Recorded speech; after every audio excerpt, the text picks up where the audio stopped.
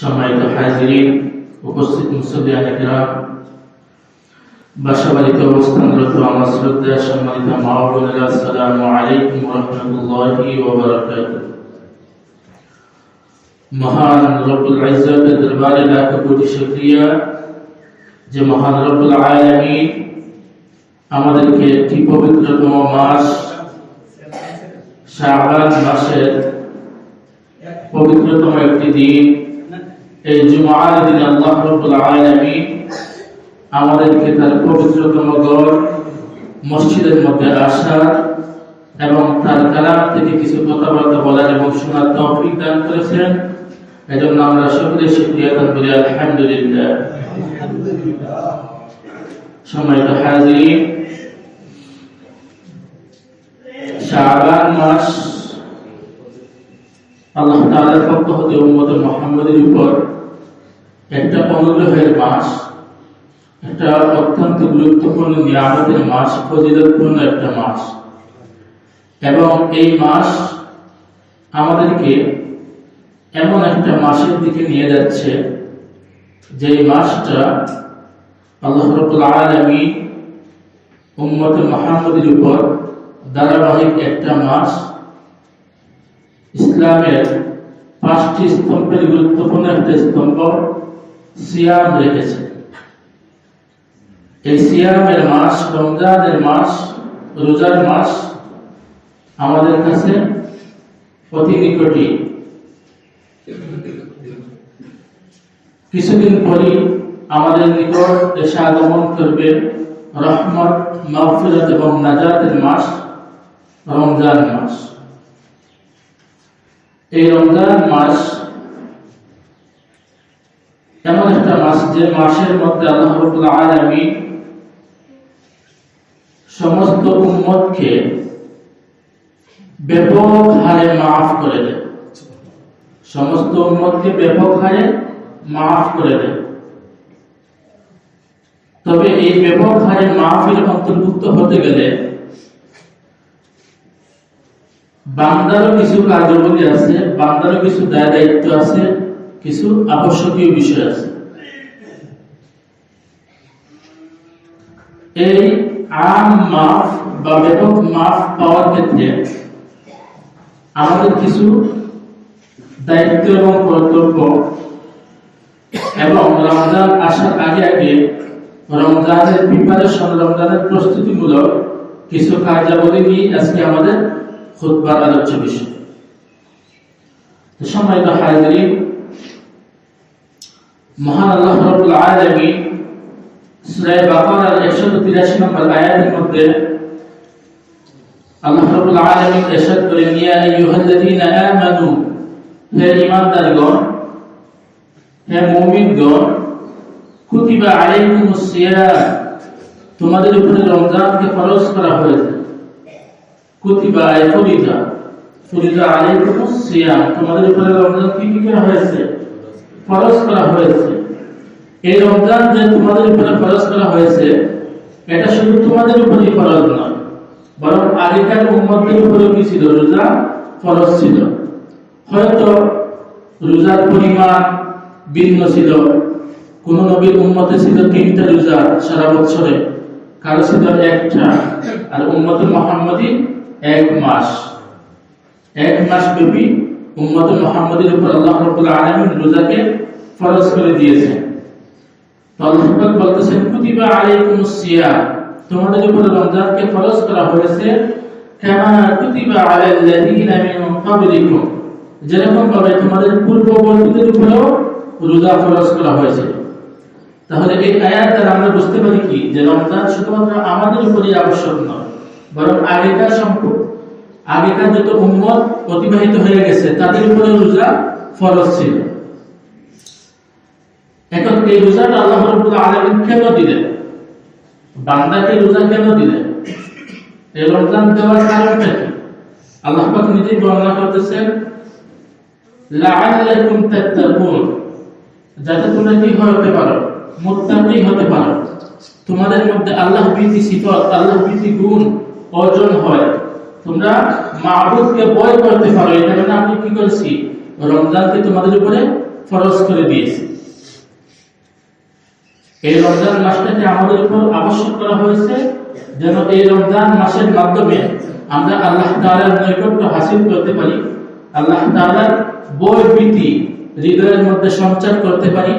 বিদায় আল্লাহ রাব্বুল আলামিন আমাদের উপর রমজানটা ফরজ করে দিয়েছে। এই রমজানটাকে পরিপূর্ণভাবে কাজে লাগানোর জন্য, এই রমজানের পরিপূর্ণ হক আদায় করে রমজান মাসটা অতিবাহিত করার জন্য আমাদেরকে রমজানের আগে প্রস্তুতি নিতে হবে।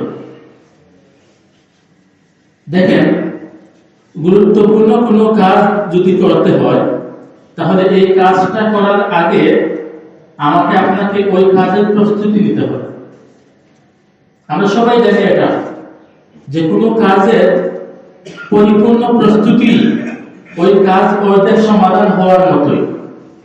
কোনো কাজ পরিপূর্ণভাবে করার জন্য তার পরিপূর্ণ প্রিপারেশন নেওয়া, প্রস্তুতি নেওয়া, এটা যেন ওই মূল কাজের একটা অংশ। এই কারণে যেহেতু রমজান উম্মতে মুহাম্মদের জন্য অত্যন্ত গুরুত্বপূর্ণ, মর্যাদাপূর্ণ, রহমত, মাগফিরাত, নাজাতের একটা মাস, এই মাস আসার আগে আমাদেরকে কি করতে হবে? এই মাসের যে সকল আমাল আছে, যে সকল মামুলাত আছে, যে সকল বিধিবিধান আছে, এই বিধিবিধানগুলোকে যথাযথভাবে পরিপূর্ণ হক আদায় করে পালন করতে গেলে আমাদেরকে আগে থেকে রিহার্সাল শুরু করতে হবে, আগে থেকে আমাদেরকে মহড়া শুরু করতে হবে, আগে থেকে আমাদেরকে প্রস্তুতি শুরু করতে হবে। দেখবেন, মিলিটারি লোককে যখন যুদ্ধের জন্য ময়দানে পাঠানো হয়, তাকে কিন্তু বাসা থেকে ধরে এনে একটা অস্ত্র হাতে তুলে দেওয়া বলা হয় না যে তুমি কি করো, মাঠে যুদ্ধের ময়দানে চলে যাও, তুমি বর্ডারে চলে যাও, এটা বলে দেওয়া হয় না। কারণ এটা অনুচিত। ওই লোক কি করবে? দেশকে হেফাজত করার পরিবর্তে দেশকে ধ্বংস করে দিবে। শত্রুর উপর আক্রমণ করার চেয়ে নিজের উপরে বেশি আক্রমণ করে ফেলবে, নিজের লোকের প্রতি বেশি করে ফেলবে। এই কারণে কি করা হয়? তাকে বর্ডারে পাঠানোর আগে তাকে ট্রেনিং দেওয়া হয়। 6 মাস, 1 বছর, 2.5 বছর, 3 বছর পর্যন্ত কি দেওয়া হয়? ট্রেনিং দেওয়া হয়, প্রস্তুত করা হয় তাকে ওই কাজের জন্য। ঠিক এই উদাহরণের মতোই আমাদের কাছে রমজান আসতেছে। এই রমজানকে পরিপূর্ণভাবে, এই রমজানের ফজিলত পরিপূর্ণভাবে অর্জন করতে হলে আমাকে কি করতে হবে? রমজানের জন্য পরিপূর্ণ প্রস্তুতি নিয়ে থাকতে হবে, প্রস্তুত হয়ে থাকতে হবে। মেন্টালি ভাবে, শারীরিক ভাবে নিজেকে প্রস্তুত রাখতে হবে। তাহলে কি করা যাবে? এই রমজানের পরিপূর্ণ হক আদায় করে রোজাগুলো আমরা রাখতে পারবো এবং রমজানের যে বরকত, রমজানের যে ফজিলত, রমজানের যে রহমত, মাগফিরাত, নাজাত আছে, এগুলো আমরা পরিপূর্ণভাবে হাসিল করতে পারবো। দেখেন, মুজাদ্দিদ আল-ফিসানি রাহিমাহুল্লাহ তাআলা উনি ওনার কিতাবের মধ্যে উল্লেখ করেন যে আগেকার জামানায়, আজকে থেকে 250-300 বছর আগেকার জামানায় উনি বলতেছেন যে আমরা ওই লোককে বড় আল্লাহর ওলি মনে করতাম, ওই লোককে আল্লাহর বড় ওলি মনে করতাম যে লোক বেশি রমজান পাইছে, যে লোক বেশি রমজান পাইছে তাকে আমরা বেশি বড় বুজুর্গ মনে করতাম। কেন? কারণ হলো যে রমজান বেশি পাইছে মানে বেশি ইবাদত করছে, আর বেশি ইবাদত করছে মানে আল্লাহ তাআলার নৈকট্য হাসিল করছে। বিদায় আমরা কি করতাম? এই রমজান যারা বেশি পাইছে তাকে আমরা আল্লাহর বড় ওলি মনে করতাম, যে কম পাইছে সে তুলনামূলক ছোট ওলি।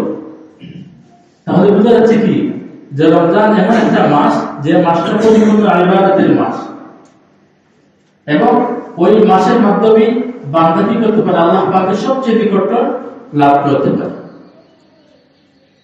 কারণ ওই মাসে আল্লাহ পাকের নৈকট্য লাভ করা সহজ। অন্যান্য 11 মাস কি হয়? শয়তানের সাথে আমাদের একটা কুস্তাকুস্তি লেগেই থাকে এবং অনেকাংশে আমরা শয়তানের কাছে পরাজিত হয়ে যাই। কিন্তু ওই সময়ে আল্লাহ রাব্বুল আলামিন মাহে রমজানে শয়তানকে কি করে নেন? শিকলের মধ্যে আবদ্ধ করে নেন। শিকলের মধ্যে আবদ্ধ করার কারণে একজন বান্দা আল্লাহ তাআলার বিধিবিধান যথাযথভাবে পালন করা তার জন্য সহজ হয়ে যায়। কারণ তখন আর শয়তানের সাথে কি করা লাগে না, তার যুদ্ধ করা লাগে না, ফাইট করা লাগে না, কুস্তাকুস্তি করার প্রয়োজন পড়ে না।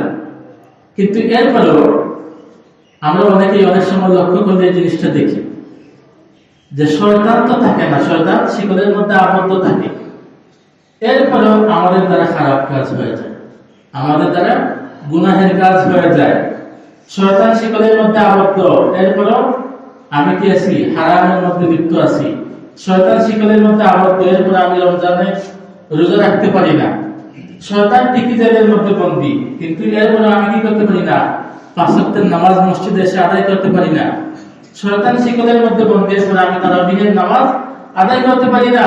আমি হালাল রিজিক ভক্ষণ করতে পারি না, হারাম থেকে বেঁচে থাকতে পারি না, অন্যের দুশ্চর্চা থেকে, বিপদ থেকে নিজেকে হেফাজতে রাখতে পারি না।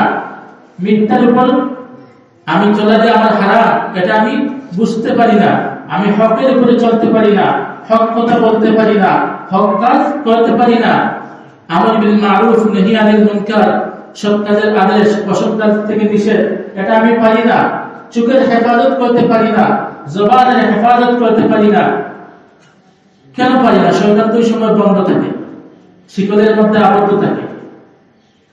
এর কারণ হলো গিয়ে, সহজ একটা উদাহরণ দেখেন, আমাদের দেশে ট্রেন চলে না, ট্রেন চলে তো দেখবেন ট্রেনের ইঞ্জিনটা যদি এখানে বন্ধ হয়, এখানে যদি বন্ধ করে, তাহলে এরপরেও ট্রেনটা কি করবে, ওই দেওয়ানবাড়ি পাস করে দিবে, অতিক্রম করে দেবে। এখন এটা বলা যেতে পারে না যে ট্রেনটা আমি বন্ধ করলাম আমি মসজিদে, তাহলে দেওয়ানবাড়িকে অতিক্রম করলো কেন? এটার মূল কারণ হলো তার আগের যে গতি ছিল, এই গতিটা, ইঞ্জিন বন্ধ হয়ে গেছে ঠিকই, কিন্তু এই গতিটা বন্ধ হইতে হইতে এতক্ষণ সময় লাগছে, এতক্ষণ সময় লাগছে। এই কারণে রমজান মাসে যদিও শয়তান কি থাকে, শিকল আবদ্ধ থাকে, এরপরও আপনি যদি পরিপূর্ণভাবে নেক আমল করতে চান, নামাজ, রোজা, হজ, যাকাত বিধিবিধান পরিপূর্ণ হক আদায় করতে চান, তাহলে আপনাকে রমজানের আগ থেকে এগুলা প্র্যাকটিস করতে হবে। রমজানের আগ থেকে এগুলা প্র্যাকটিস করতে হবে। যদি প্র্যাকটিস না করেন, সারা বছর শয়তান অনুযায়ী চলেন, তাহলে রমজান মাসে আপনি শয়তানের মতোই চলবেন। রমজান মাসে আপনি কি করবেন, শয়তানের মতো চলবেন। কেন? শয়তান তো শিকলে আবদ্ধ।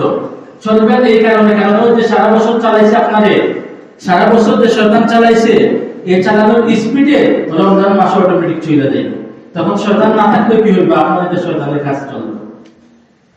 এই কারণে রমজান আসার আগ থেকে কি করতে হবে, নেক আমলের পরিবেশ তৈরি করতে হবে, নেক আমলের প্র্যাকটিস করতে হবে। এবং রমজানটাকে কিভাবে কাটানো প্রয়োজন, একজন মুমিন হিসাবে, একজন মুসলমান হিসাবে সে আলোচনা আমাদেরকে করতে হবে। দেখেন, আমরা স্বাভাবিকত সমাজের বিভিন্ন স্কেলের লোক বিভিন্নভাবে রমজানের প্রস্তুতি বুঝে। রমজানের প্রস্তুতি এক একজন এক এক সিস্টেমে বুঝে। কাপড়ের দোকানদারের কাছে যদি গিয়ে বলেন যে আপনার রমজানের প্রস্তুতি কি, কয় কিছু বিভিন্ন কোয়ালিটির কি আনছি, কাপড় ইম্পোর্ট করে আনছি পাকিস্তান, ইন্ডিয়া, ইউরোপ থেকে কি করছি, ভালো কোয়ালিটি কিছু কাপড় ইম্পোর্ট করে আনছি। এগুলো হলো আমার রমজানের কি প্রিপারেশন, রমজানের প্রস্তুতি। ঠিক তদ্রুপ ভাবে যদি কোনো এই বুসিমালের দোকানদারকে গিয়ে বলে যে ভাই আপনার রমজানের প্রস্তুতি কি, আমার রমজানের প্রস্তুতি হইলো আমি রমজানের 2-3 মাস আগে কিছু মাল কিনা জমায়েত করে রাখছি, স্টক করে রাখছি, রমজান আসবে দাম বাড়বে তখন আমি এগুলা সেল দিব, এটা তার রমজানের প্রস্তুতি। সবাই না, অনেকাংশে দেখবেন, যাচাই করবে। আমি ইমাম সাহেব মিম্বর থেকে বলতেছি এটাই যে হক হয়ে যাবে, এটাই যে সত্য হয়ে যাবে, এরকম না, যাচাই করবে, দেখবে। প্রিন্ট মিডিয়ার লোক যারা আছে তাদেরকে গিয়ে যদি বলেন যে আপনাদের রমজানের প্রিপারেশন কি, তারা বলবে কি যে আমরা রমজানের ঈদ আসতেছে, ঈদের মধ্যে কোন দিন কোন সিনেমা ছাড়বো, কোন দিন কোন নাটক ছাড়বো, কোন দিন কি অনুষ্ঠানের আয়োজন করবো, এটা সেই দিন আমরা করতেছি। মানে এমন পরিবেশ হয়েছে, সমাজের এমন হালত হয়েছে যে রমজানের মূল যে প্রস্তুতি, আমলের প্রিপারেশন দিবে, আমলের প্রস্তুতি দিবে, রমজানকে একটা গনিমত মনে করবে। এই মাসের উসিলায় আল্লাহ পাক যদি আমাকে কি করেন, জাহান্নামীদের খাতায় আমার নাম লিখে রাখেন, তাহলে ওই জাহান্নামীদের দলভুক্ত থেকে নিজেকে মুক্ত করে কিভাবে আমি জান্নাত হাসিল করব, কিভাবে আল্লাহ রাব্বুল আলামিনের রহমত হাসিল করব, কিভাবে আল্লাহ রাব্বুল আলামিনের মাগফিরাত হাসিল করব, কিভাবে জাহান্নাম থেকে মুক্তি পেয়ে জান্নাত হাসিল করব, এই চিন্তা কয়জনের বাস, এই ফিকির আমাদের কয়জনের আছে? এক একজনের এক এক ফিকির। কিভাবে বেশি খাওয়া যায়, কিভাবে ভালো ভালো খাবার খাওয়া যায়। মানে এমন একটা পরিবেশ হয়েছে যেন রমজান একটা বুকের মাস। অন্য মাসের বাজেট যদি থাকে 20,000, রমজানের বাজেট করে দেয় 40,000। আরে ভাই, রমজানে কি আপনার ফ্যামিলি মেম্বার বাড়ছে? রমজানে কি কোনো সদস্য বাড়ছে যে আপনার কি করতে হবে, আরো অতিরিক্ত বাজার করতে হবে? রমজান হলো ত্যাগের মাস। রমজান ত্যাগের মাস। আস-সাওম অর্থ হলো বিরত থাকা, নিজেকে বিরত রাখা। কি থেকে বিরত রাখা? পানাহার এবং অন্যত কাজ থেকে। এই বিরত থাকা এবং ত্যাগ স্বীকার করা, এটি হলো রমজানের মূল শিক্ষা। আর আমাদের কাছে হয়ে গেছে বুক, যে রমজান মানে ভালো খাইতে হইব, ভালো জিনিস কিনে আনতে হইব, বেশি বেশি খাইতে হইব, বেশি বেশি কিনতে হবে।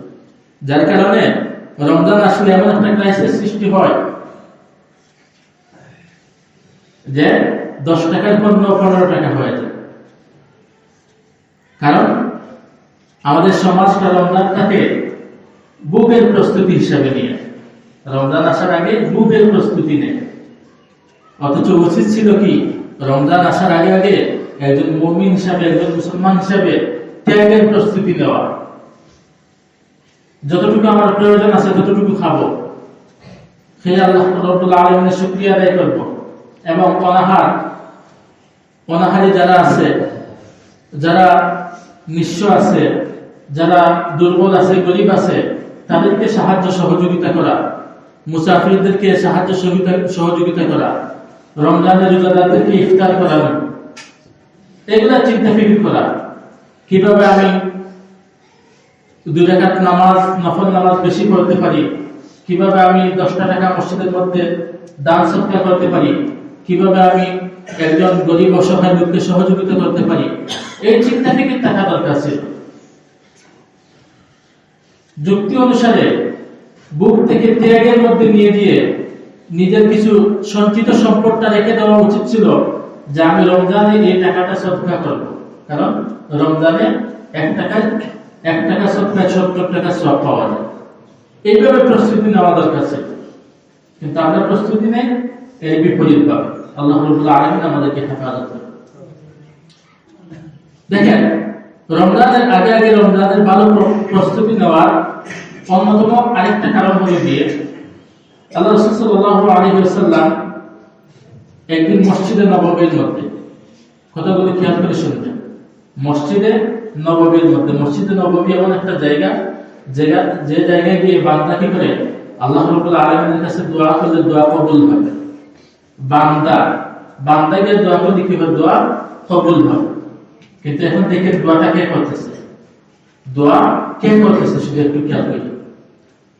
আল্লাহ রাসূল সাল্লাল্লাহু আলাইহি ওয়াসাল্লাম একদিন মসজিদে নববীর মিম্বরে উঠতেছেন, এরকম 3টা তাক দাও, 3টা সিঁড়ি দাও। তো যখন প্রথম সিঁড়িতে পা দিলেন, তখন জিবরিল আমিন, কে?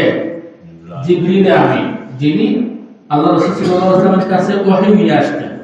আমিন বিশ্বস্ত ফেরেশতা, আল্লাহ পাকের নিকট সবচেয়ে বিশ্বস্ত ফেরেশতা এবং ফেরেশতাদের সরদার, ফেরেশতাদের সরদার, ওহী বার্তাবাহক, ওই ফেরেশতা আসলেন, জিবরিল আমিন আসলেন। আয়েশা বলতেছেন, রাগিমা আনফু রাজুলিন অথবা রাগিমা আনফু আবদিন, ওই বান্দা অথবা ওই লোক ধ্বংস হোক, ওই লোক ধ্বংস হোক।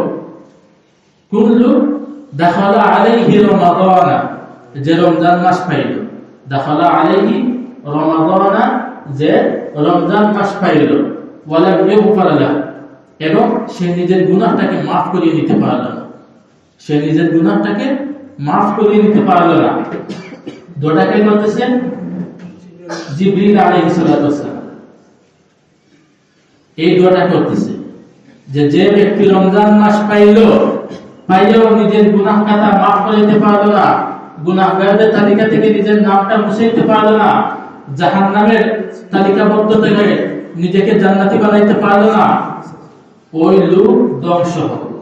দোয়া করতেছে, ওই যে ফেরেশতা নিয়ে আসছে ওই ফেরেশতা দোয়া করতেছে। এরপরে আমিন বলতেছে কে জানেন? স্বয়ং মুহাম্মদ রাসূলুল্লাহ সাল্লাল্লাহু আলাইহি ওয়াসাল্লাম। জিবরিল আমিন দোয়া করছেন আর উনি বলতেছেন আমিন। তাহলে ওই দোয়া আল্লাহ পাকের কাছে কবুল হবে না? অবশ্যই হবে। ওই দোয়া আল্লাহ পাকের কাছে কবুল হবে না? অবশ্যই। দোয়া করতেছেন জিবরিল, আবার সাথে আমিন বলতেছেন আল্লাহর রাসূল, যে রাসূল রাহমাতুল লিল আলামিন, সাইয়্যিদুল মুরসালিন, সাইয়্যিদুল আম্বিয়া, ইমামুল মুরসালিন, খাতামুন নবিয়্যিন। ওই রাসূল আমিন বলতেছেন। আবার কোন জায়গায়? সেটা হলো মসজিদে নববী। মসজিদে নববীর মধ্যে এই দোয়াটা হচ্ছে। তাহলে দেখেন কত একটা ভয়ানক একটা বিষয়। একটু ফিকির করে চিন্তা করে যে কত ভয়ানক বিষয়। জিবরিল আমিন দোয়া করতেছে, আল্লাহ রাসূল আমিন বলতেছে, আর এই দোয়ার জায়গাটা হলো মসজিদে নববী। একটু ভাবেন, এই রমজান তো আমাদের কাছে প্রতি বছরই আসে, গতানুগতিকভাবে প্রতি বছরই চলে যায়, 1টা 2টা 10টা 20টা এইভাবে রমজান শেষ হয়ে যায়। কিন্তু নিজে কি করতে পারছে? নিজে কতটুকু আমল করতে পারছে? আমার আপনার জিন্দগিতে কারো 40টা রমজান পাইছি, কেউ 30টা রমজান পাইছি, কেউ 20টা রমজান পাইছি, কি করছি? অথচ আল্লাহ রাসূল সাল্লাল্লাহু আলাইহি ওয়াসাল্লামের সাহাবায়ে কেরাম যারা কি করেছেন? ইসলামের জন্য নিজেকে বিলিয়ে দিয়েছেন। আল্লাহ রাসূল যখন দাওয়াত দিয়েছেন তখন ওনারা অনেক প্রতিকূলতা পরিবেশকে উপেক্ষা করে আল্লাহ রাসূলের দ্বীনকে কবুল করেছেন। এমনকি এই দ্বীনকে রক্ষা করার জন্য সামনাসামনি শত্রুর মোকাবেলায় ঝাঁপিয়ে পড়েছেন, নিজের জীবনটাকে বিলিয়ে দিয়েছেন। যেমন সাহাবায়ে কেরাম ইসলাম গ্রহণ করার পরে 2টা বা 3টা রমজান পাইছে, 2টা বা 3টা রমজান পাইছেন। এমনকি আল্লাহ রাসূল সাল্লাল্লাহু আলাইহি ওয়াসাল্লাম 7টা বা 8টা, কোন রিওয়ায়াতে আছে 7টা রমজান পাইছেন, আবার কোন রিওয়ায়াতে আছে 8টা রমজান পাইছেন।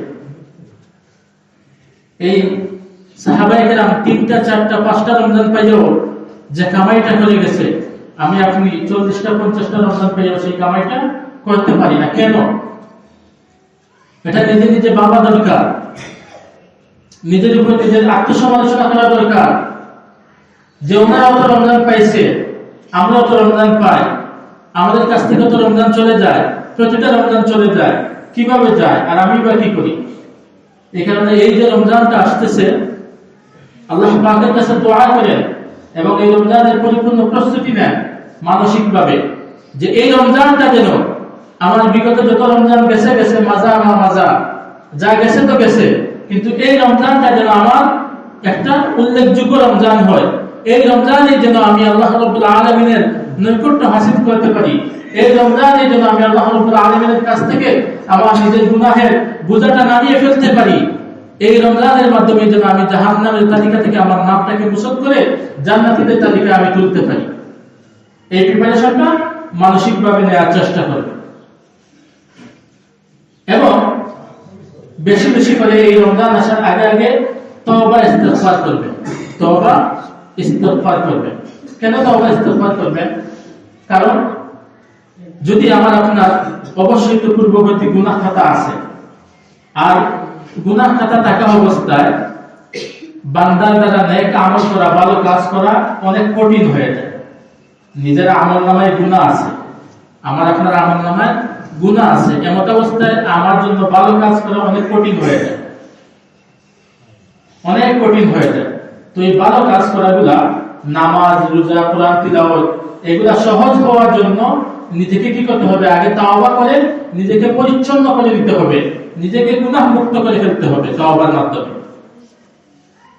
কারণ আত্তাইবু মিনাজ যামবি কামান লা যামবা লাহু, যে ব্যক্তি গুনাহ থেকে পরিপূর্ণভাবে তওবা করতে পারবে সে ব্যক্তি যেন এমন হয়ে গেল সে গুনাহ মুক্ত হয়ে গেল। আর যখনই আমি আপনি গুনাহ মুক্ত হব, তখনই আমার আপনার দ্বারা এই রমজান মাসে ভালো আমলগুলা নেক আমলগুলা করা সহজ হয়ে যাবে। বেশি বেশি করে ইস্তেগফার করব, আস্তাগফিরুল্লাহ আস্তাগফিরুল্লাহ, এরকম বেশি বেশি করবে, ইস্তেগফার করব। আল্লাহ রাসূল সাল্লাল্লাহু আলাইহি ওয়াসাল্লাম বলেন, ইন্নী লা আস্তাগফিরুল্লাহ আযজা ওয়া জাল্লা ওয়া আতুবু ইলাইহি কুল্লা ইয়াউমিন মিআতা মাররাতি।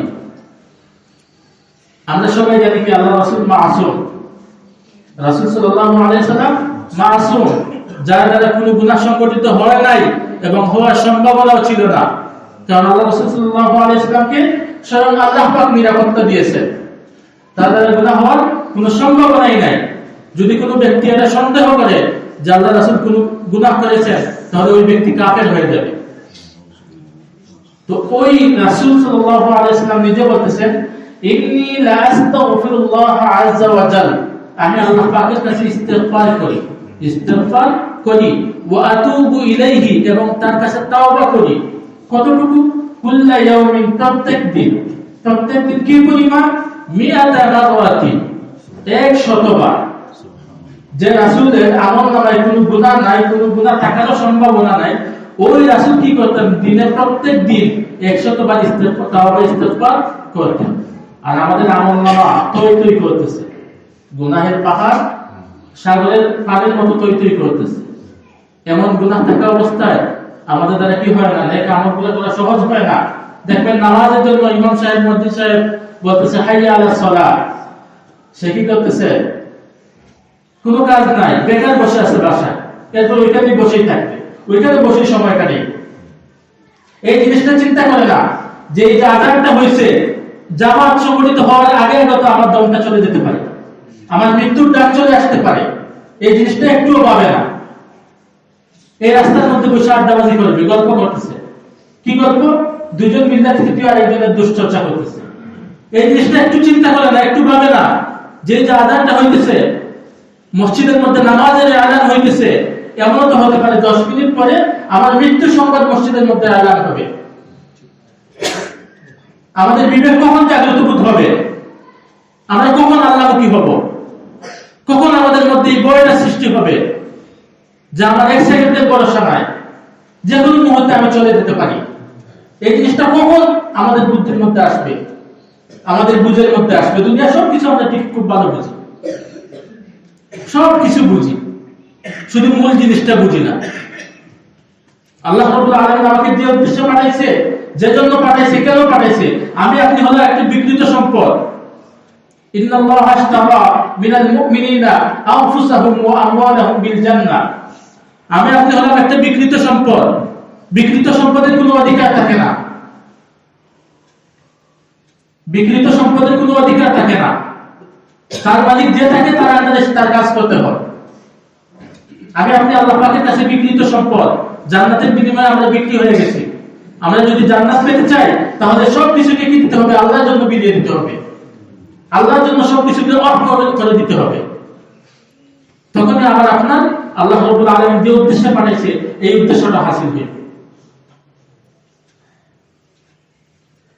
তো এই রমজানের প্রস্তুতির মধ্যে সংক্ষিপ্তভাবে কয়েকটা প্রস্তুতি বলতেছি। বলছিলাম কি যে রমজানের মধ্যে বেশি বেশি করে তওবা ইস্তেগফার করতে হবে এবং গুনাহের কাছ থেকে বেঁচে থাকতে হবে, এবং রমজান যে আসছে এজন্য আনন্দিত হতে হবে। রমজান আসতেছে এজন্য কি করতে হবে? আনন্দ উদযাপন করতে হবে। যদি আমার আপনার মধ্যে আনন্দ সৃষ্টি না হয় রমজানের কারণে, তাহলে আল্লাহ পাকের কাছে খালিস নিয়তে তওবা করতে হবে। কারণ আল্লাহ রাব্বুল আলামিন সূরা ইউসুফের মধ্যে বলেছেন, কুল বিফাদলিল্লাহি ওয়া বিরাহমাতিহি ফাবিযালিকা ফালইফরাহু ফারহুন থেকে তোমরা কি হও? আনন্দিত হও। কারণ রমজানটা কি আসে? আল্লাহ তাআলার অনুগ্রহে এবং দয়ায় তোমাদের নিকট রমজানটা আসে। ফাবিযালিকা ফালইফরাহু, অতএব তোমরা কি করো? আনন্দিত হও। কেন আনন্দিত হবা? হুয়া খায়রুম মিম্মা ইয়াজমাউন, কারণ তোমরা সারা বছর যা জমায়েত করো আমলনামার মধ্যে, এর মধ্যে সবথেকে উত্তম হলো রমজানের রোজা, এবং রমজানের আমলগুলা। এই কারণে রমজান মাস আসলে কি করবো? আমরা আনন্দ প্রকাশ করবো, আনন্দিত হবো। যদি আমার মাধ্যমে বা আমার দ্বারা আনন্দিত হওয়া সম্ভব না হয়, তাহলে বুঝতে হবে আমার মধ্যে কি পড়ে গেছে? কালিমা পড়ে গেছে, আমার কলবের মধ্যে কালো ছায়া পড়ে গেছে। বেশি বেশি করে তওবা ইস্তেগফার করতে হবে। এবং 4 নম্বর যে বিষয়টা যদি আমার আপনার পিছনের কোনো রোজা থেকে থাকে, বাহিরের মাইক বন্ধ করে দিচ্ছি যেহেতু আশেপাশের মসজিদে সুন্নাত হবে, বাসায় গিয়ে বলে দিবেন। এখন যা বলতেছি এগুলো বাসায় গিয়ে বলে দিবেন। পিছনে যদি কোনো রোজা থেকে থাকে তাহলে ওই রোজাগুলোকে সামনের রোজা অর্থাৎ এই যে আগত রোজা আসতেছে এই রমজান আসার আগে আগে পিছনের রোজাগুলো কাজা করে দিতে হবে। এটা বেশিরভাগ পুরুষদের খুব কমই হয়, রেয়ার, কিন্তু মহিলাদের স্বাভাবিক হয়ে থাকে। এই কারণে এই বিষয়গুলো বাসায় গিয়ে বলে দিবেন। বালিগু আন্নি ওয়ালাউ আয়া, আল্লাহ রাসূল বলেছেন যে আমার একটা আয়াত যদি থেকে থাকে ওইটা কি করে দেওয়া, প্রচার করে দেওয়া, পৌঁছিয়ে দেওয়া, যে গায়েব আছে অনুপস্থিত আছে। সময় যাইতেছে 4-5 মিনিট, এটা ফ্যাক্ট না, কারণ আমার আপনার অনেক সময় যায়। দেখা যায় মোবাইলে ফেসবুকে ঢুকলে 10 মিনিটের জায়গায় 1 ঘন্টা চলে যায়। এখানে এখানে খুতবা দিতেছি 5 মিনিট 10 মিনিট যাবে, এটা সহ্য করে ধৈর্য ধরে শুনতে হবে। এটা আপনাদেরই প্রয়োজন, আমার খুবই কম প্রয়োজন, কারণ আল্লাহ পাক আমাকে যে যতটুকু দিয়েছে 15-16 বছরের ইলম হাসিল করেছি। আপনাদের প্রয়োজন, সময়টা দিতেছি আমি, আমার সময় দিতেছি, কিন্তু আপনাদের সময়ের ওইটা প্রয়োজন নিতে হবে। না, পিছনে যদি রোজা থেকে থাকে এই রোজাগুলোকে কাজা করে নিতে হবে। বিশেষ করে মা বোনদের রোজা কাজা হয়ে থাকে, এই রোজাগুলো মা বোনকে বলে দিবেন যে যদি কোনো রোজা কাজা থেকে থাকে তাহলে সামনে রোজা আসার আগে আগে এই রোজাগুলো কাজা করে নিয়ে নেবেন। এরপরে প্রস্তুতি হলো, বিগত রমজানের মধ্যে আপনি রোজা রাখতে পারেন না কোন কারণে, বেশি নফল ইবাদত করতে পারেন না কোন কারণে, খেয়াল করে শুনেন, বেশি ইবাদত করতে পারেন না কোন কারণে, রোজা রাখতে পারেন না কোন কারণে, সদকা করতে পারেন না কোন কারণে, সমস্যাটা কি ছিল, তারাবিয়ার নামাজ পড়তে পারেন না কোন কারণে, সমস্যাটা কি ছিল, আল্লাহ পাকের রাস্তায় দান সদকা করতে পারেন না কোন কারণে, সমস্যাটা কি ছিল, রোজাদারদেরকে ইফতার করাইতে পারেন না কোন কারণে, সমস্যাটা কি ছিল। এগুলা মার্ক করবেন, এগুলা চিহ্নিত করবেন। এই রোজা আসার আগে আগে পিছনের রোজার মধ্যে, পিছনের রমজানের মধ্যে আপনি ভালো আমল করতে পারেন না কোন কারণে, এই কারণগুলো চিহ্নিত করে ডায়েরির মধ্যে লিখবেন, যেন এই রমজানে আপনার দ্বারা এই সমস্যাগুলো সংগঠিত না হয়, এই সমস্যাগুলো যেন আপনার কাছে না আসতে পারে, এগুলো মার্ক করে চিহ্নিত করে রাখবেন। তারপরে 7 নম্বর হলো আপনার রমজানটা কিভাবে কাটাইবেন।